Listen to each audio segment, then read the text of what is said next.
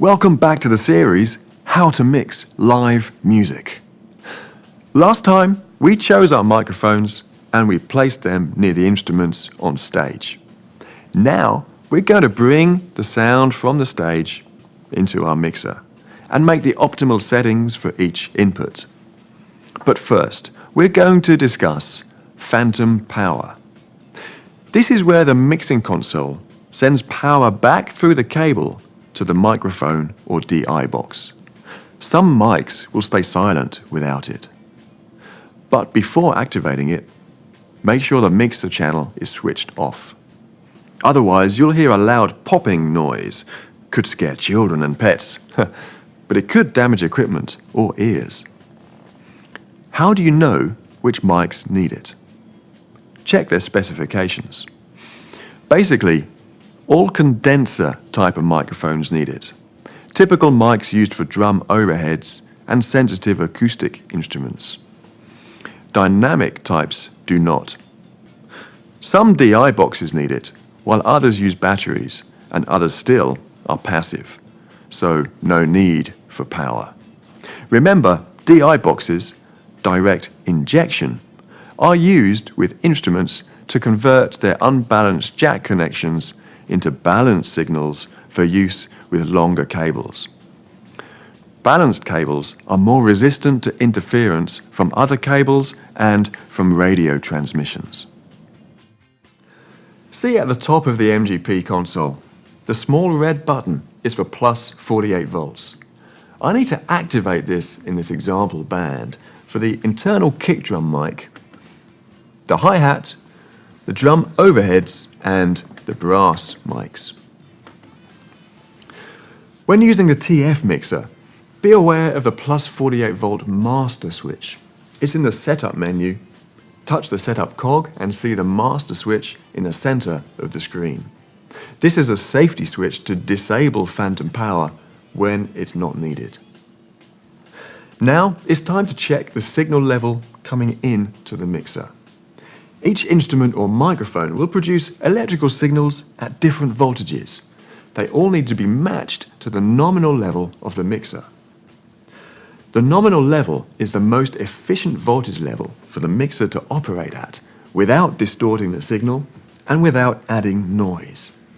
And a mixer's nominal level is going to be higher than that of almost all microphones and musical instruments. Hence the name gain for the input level control, which is used to increase the voltage of the input signal to match the nominal level of the mixer. Use the PFL button by the fader on MGP, or the Q button above the fader on TF. This will send the input signal to the headphones. PFL, by the way, means pre-fader listen. You can hear the sound in the headphones even when the fader is down and the channel is off. It also shows the signal more clearly on the level meter bar at the top right corner of the console. Always begin with a headphone level way down to avoid sudden loud sounds in your ears. Then start with the input gain control at minimum. Ask the musician to play the instrument or sing into the microphone. Is the level already above 0 dB on the level meter? If so, push down the 26 dB pad switch. This will reduce the input level, making it easier to match the nominal level of the mixer. It will be necessary for line level inputs such as music playback devices and keyboards. Then slowly increase the gain control while watching the level meter. And when the singing or instrument is loud, the level should be around the 0 dB point, which is exactly the mixer's nominal level. Don't be tempted to make it higher, as it will then become more difficult to mix many inputs together without overloading the mixer's outputs. On the TF console, it's a little different. There is no need for a pad switch because the analog gain, or A gain, adjustment has a much wider range. On the screen, there's another very useful feature, from the home screen, touch and input's gain control to see the input screen. Here we can see the gain finder. It looks a bit like a guitar tuner, but instead of showing pitch, it shows signal level.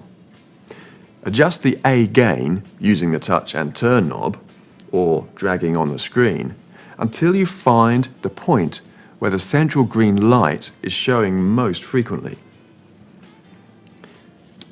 For many vocal microphones, I expect that point to be somewhere between +30 and +40.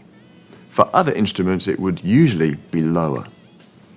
The central green indicator lights up when the input signal is matching the nominal level of the mixer.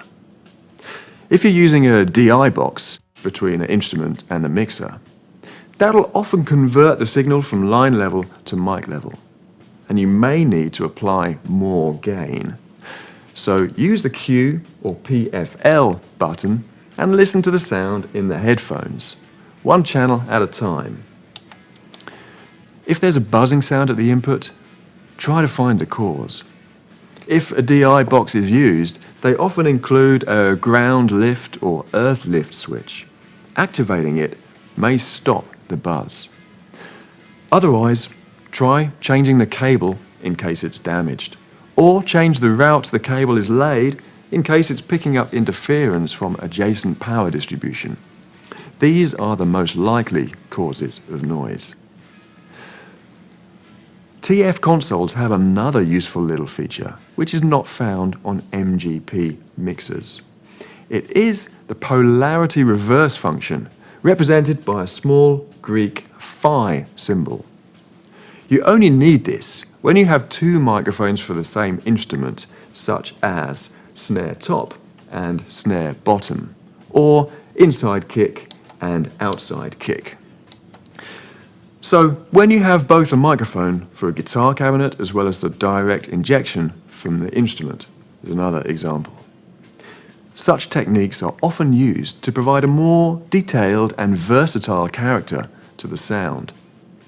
Anyway, the sound waves picked up by one mic could be radiating in a different direction to the sound at the other, so the two combined may not sound so good. Listen to both channels together in the headphones and try activating the polarity switch for one of them. If the combined sound is improved, keep the polarity reversed. Now, if you look on the right side of the screen, you will see the level meter. That central green indicator here corresponds to a level of -20. Notice that this scale is quite different to that on an analog mixer. In the next video, I'll explain about these differences, and I'll give you some tips about how to manage the gain structure of your whole sound system. This is vital for creating a good sound, no matter whether the performers are being loud or quiet. See you again soon.